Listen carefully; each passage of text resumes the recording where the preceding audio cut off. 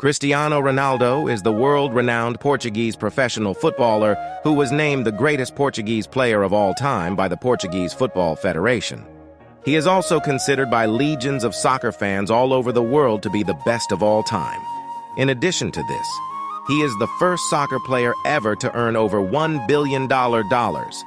So, considering the impressive accomplishments of this phenomenal athlete, we will be diving into how such a legend came to be in this Cristiano Ronaldo success story, special The Best Always.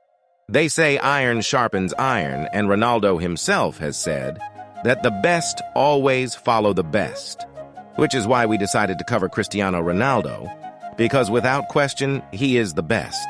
Cristiano is a world-class athlete and a successful businessman, and his inspiring success story can teach us, guide us, and benefit us in unimaginable ways. So, with that being said, if you're ready to discover this legend's blueprint for success, let's dive into Cristiano Ronaldo's story. Nobody starts off as a highly successful elite athlete, let alone an accomplished professional business person. We all have a beginning, a starting point, and the same goes for Cristiano Ronaldo as well. As a child, Ronaldo shared a room with 3 of his siblings due to their poor financial circumstances. And although he came from a household that was struggling financially, he still found time to play the sport he loved and dream of greater things. Being born and raised in a remote island known as Madeira, an autonomous region of Portugal, his life early or revolved around soccer. Cristiano wasn't born a legend, but he did something early on which most likely impacted the trajectory of his life.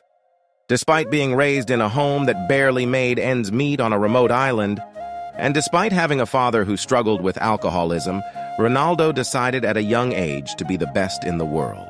Soccer was a big deal in Madeira, as it is in most of Europe, and Cristiano absolutely loved the sport. He loved it so much that even when they couldn't afford a ball to play the game with, he would use bottles, or make a ball made of rags instead. But a lack of money could not stop his insatiable love for the game.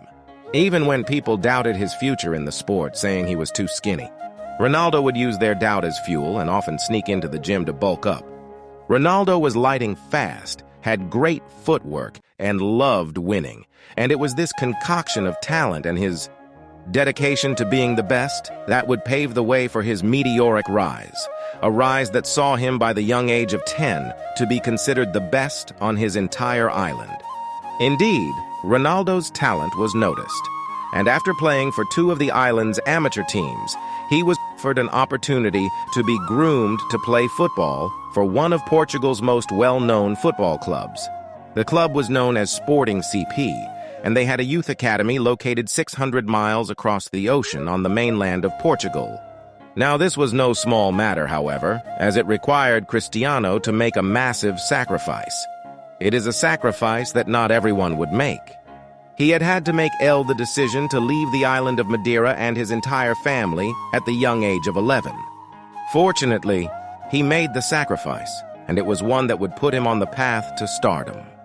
In just 6 short years after leaving his hometown and his family, his talent, dedication to training, and prowess on the field would have him become the youngest player ever to sign a contract with Europe's most prestigious professional football league, Manchester United, and this transaction would become one of the most expensive transfer contracts to date.